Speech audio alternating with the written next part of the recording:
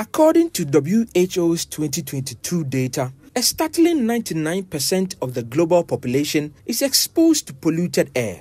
In Ghana, air pollution is responsible for at least 28,000 deaths annually. Air pollutants come in various forms, including particulate matter, nitrogen oxides, sulfur dioxide, carbon monoxide, volatile organic compounds, and ozone. These pollutants originate from a range of sources such as vehicle emissions, industrial processes, and power plants. That makes the Tema Industrial Enclave a hotspot. The situation is, as Tema is an industrial city, there's a lot of industries and their operations churn out fumes into the atmosphere. Wisdom Adeche is the Metro Health Officer for the Tema Metropolis. So it will affect our atmosphere. Burning of waste, also the fumes that comes out, people inhale it, and it will affect health of people who inhale it. For years, air pollution has been the talk of town, especially among the urban poor and in the slum communities around the industrial enclave. Authorities have had a challenge tackling the menace. Tema East Sub-Metro Director Mawunyo Amenya will explain why. We don't know the extent of which our communities are polluted, the air and the quality of air that we also breathe in. The inherent difficulty in tackling air pollution stems from the lack of precise data on its sources, affected demographics, and the extent of its harm. People's Dialogue, in collaboration with the Clean Air Fund, is filling that gap. They are deploying air quality sensors in 3 urban communities.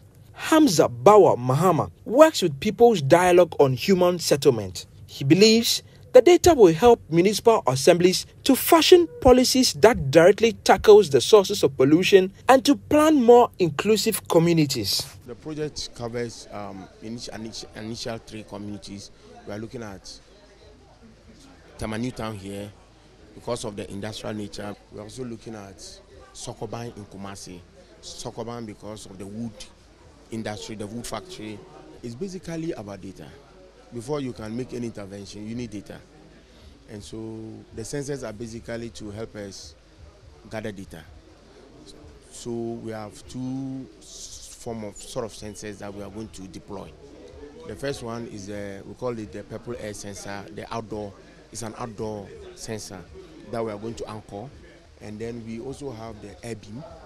The air beam is just like a handheld device. In Africa, funding for air quality between 2015 and 2021 was a drop in the ocean. By supporting projects like this, Clean Air Fund hopes to change that narrative. Victoria Teria is an analyst at the Clean Air Fund in Ghana.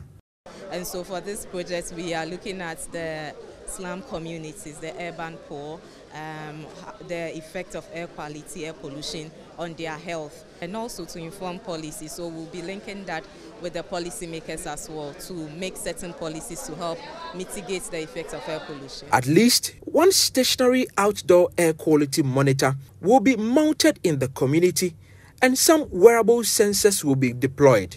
Additionally, some residents were given the role as air pollution community champions who are to educate others and also to police air pollution in the area. Joshua Tay Aguda is one of them.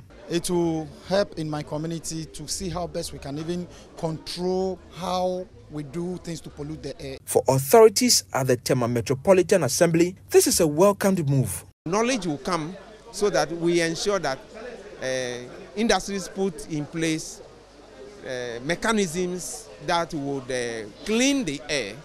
It's going to help us to measure the level of pollution in the atmosphere and inform us in terms of public health, protecting our ecosystem. It is now a race to educate the masses about the far-reaching effects of air pollution and their devastating impact on the climate. With projects like this, they hope to win the race. This story was a collaboration with New Narratives. Funding was provided by the Clean Air Fund. The funder had no say in the content of the story. For Joy News, Michael Ashale.